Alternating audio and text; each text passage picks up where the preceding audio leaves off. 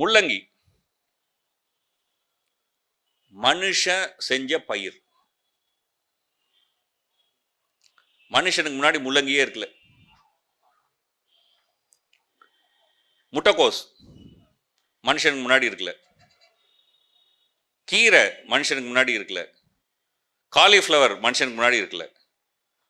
கடுகு செடியினுடைய ஒரு வகை ஒரு காலத்தில் இருந்தது. அந்த கடுகு செடியை மனிதன் மாற்றி இந்த பயிர்களை உருவாக்கியிருக்கும். இங்க தாவரவியல் படித்தவங்களா இருந்தாங்கன்னா நிச்சயமா அவங்களுக்குலாம் இது தெரியும். ஓகே, மனுஷன் உருவாக்குனது. அதாவது மனிதனுக்கு முன்னால் பூமியில இயற்கையாக முள்ளங்கின்னு ஒன்று கிடையாது, இயற்கையாக கேபேஜ்னு ஒன்று கிடையாது, காலிஃப்ளவர்னு ஒன்று கிடையாது. மனுஷன் உருவாக்குனது. பாரம்பரியமான ஒரு வாழைப்பழம் சொல்லுங்க, உங்க ஊர்ல இருக்கிற வாழைப்பழம். செவ்வாழை, சரி, ஏதோ ஒன்று மனுஷன் உருவாக்குனது. இயற்கையான வாழைப்பழத்துல ஒரு சின்ன கூழாங்கல் சைஸ்ல சீடு இருக்கும். மனுஷன் மாத்தி மாத்தி கடுகோட சின்ன சைஸ்ல சீடாக்கிட்டோம். சீடுல இன்னைக்கு அந்த விதையில இன்னைக்கு வாழைப்பழம் வளருது இல்லை. அந்த காலத்துல ஆனா விதையில வளர்ந்துச்சு. ஸோ நாம சாப்பிட்ற பொருட்கள்ல 90% பொருள் மனுஷன் உருவாக்குனது. தட் இன்க்ளூட்ஸ் ஆடு.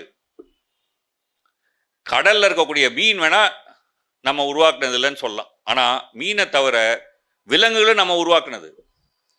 வீட்டில் இருக்கக்கூடிய, அதாவது வளர்ப்பு மாட்டுக்கும் காட்டில் இருக்கிற மாட்டுக்கும் பெரிய வித்தியாசம் இருக்கு. ஜீன்ஸ் அளவில் மாற்றம் இருக்கு.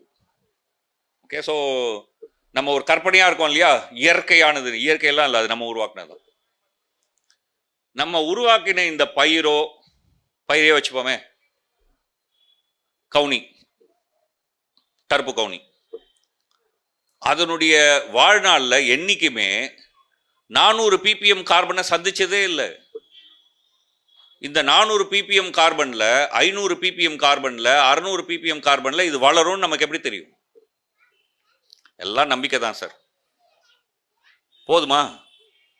எதிர்காலத்தை வெறும் இந்த மாதிரியான ஒரு அசட்டு நம்பிக்கையில நம்ம தீர்மானிக்க முடியுமா?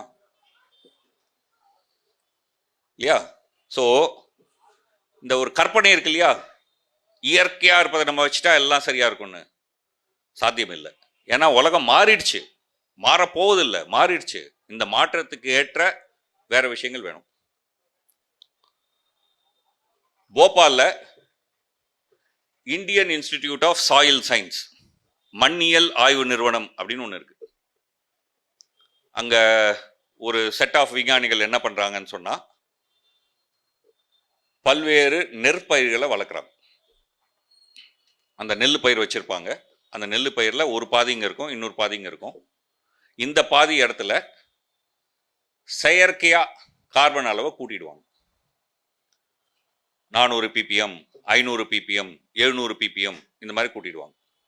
இந்த ரெண்டையும் வளர்த்து பார்த்து இந்த ppm கூடிய நிலையிலும் அது மகசூல் தருதா அப்படின்னு ஒரு ஆராய்ச்சி பண்ணிட்டு இருக்காங்க.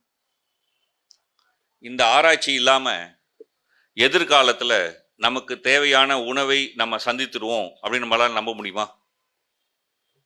ஸோ சமூக நோக்கோட அறிவியல் பார்வையில் முதல்ல நமக்கு வேண்டியது புதிய தொழில்நுட்பங்கள், வருகின்ற பிரச்சனையை சமாளிப்பதற்கான புதிய தொழில்நுட்பங்கள்.